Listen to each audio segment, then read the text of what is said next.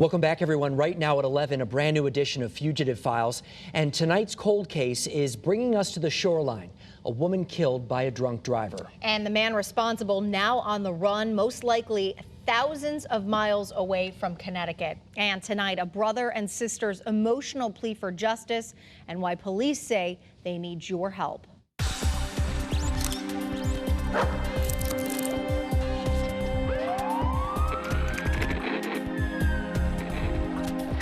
It was a Sunday evening, July 2013, just after 7. What was supposed to be an off-roading joyride in this Jeep Wrangler quickly turned into a nightmare. It's upsetting. 49-year-old Leah Coleman, a mother of two, was thrown from the open-top vehicle after it rolled over. The driver was her boyfriend, 42-year-old John Shepard. She came in through the back and said, we have to go to the clinic. Leah's been in an accident. As Coleman fought for her life, Shepard was arrested for driving under the influence. In the arrest warrant, an Old Saybrook sergeant said he found Shepard to have glassy, bloodshot eyes and was slurring his words as he spoke. This gravel driveway near their home on Essex Road in Old Saybrook, now the scene of a crime. And Coleman lost her fight at the hospital. She went quick.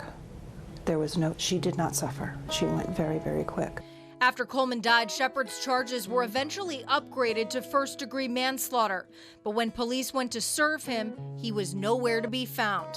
We tried to make contact with him and family members, but they said they didn't see him, and we haven't heard or seen from him since. Shepard had seemingly vanished, and while police believed he had left the state, there were little to no leads as to where he might be. Coleman's brother and sister were distraught at the thought he would never pay the price for what he did. I think he's a coward. He's got to man up. If we were to walk in here right now and man up, I might change a little bit. But there was a break in 2017 after unconfirmed reports of Shepard living in Florida. Old Saybrook police learned he was arrested in New Mexico in 2015.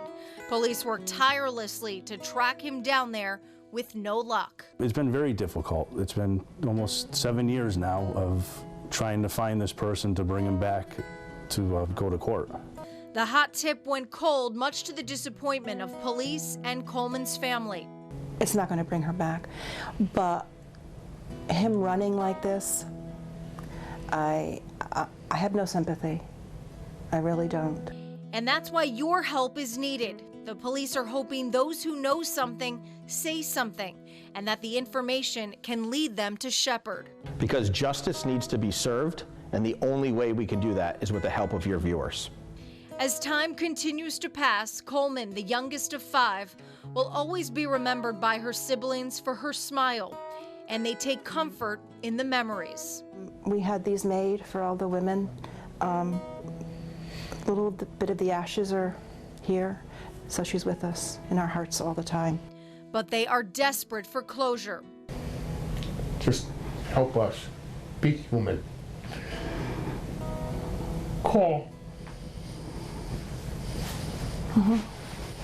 The other hope, maybe Shepard is watching and will turn himself in. But if not, eventually we will find him.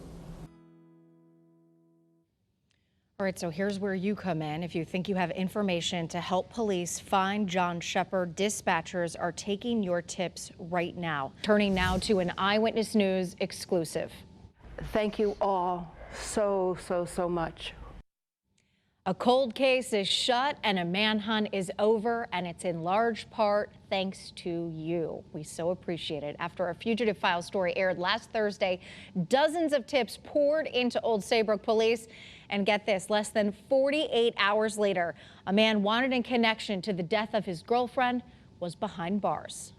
This picture, 7 years in the making. John Shepard in handcuffs, arrested by police in Florida. That's the back of a Broward County Sheriff truck.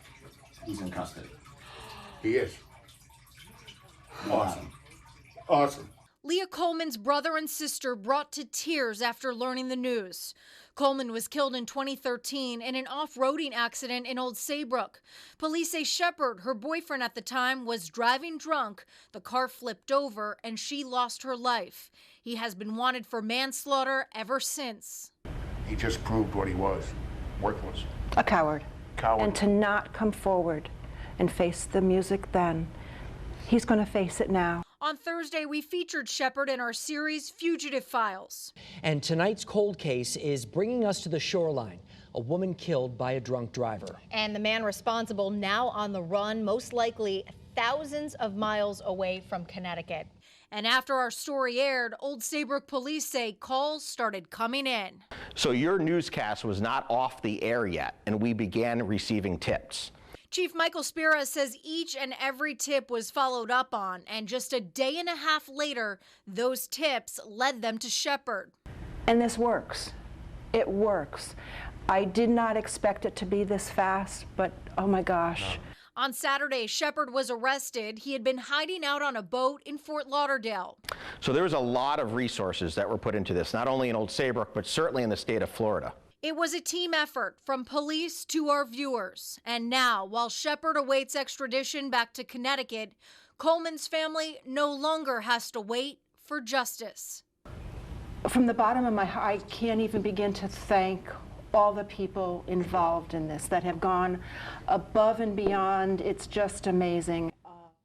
It is so nice to give that family a sense of peace and maybe start to the road to closure. So thank you so much for all of your support, and thank you to the police out there who worked tirelessly on this case. We have one case down, but we have much more work to do all month long. Channel 3 is partnering with the Connecticut Police Chiefs Association to help bring fugitives to justice, and we still have 2 unsolved cases.